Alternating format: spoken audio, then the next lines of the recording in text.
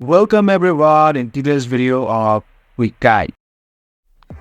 Hey there, HR professionals. Are you looking for the video to how to log into the Axios HR website?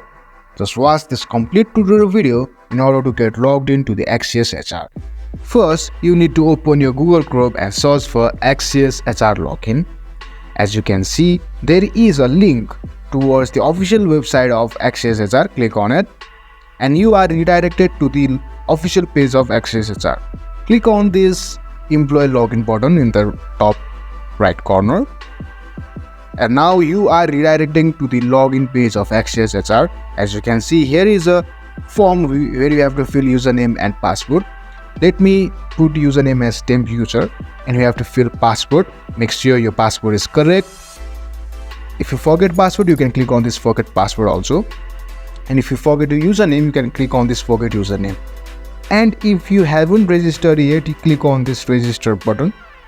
Else you can just click on this login button. And if all the credentials are correct, you'll be logged in this Axios HR website. If you find our content helpful, then don't forget to like, share, subscribe, and comment down in the comment section below. Thanks for watching.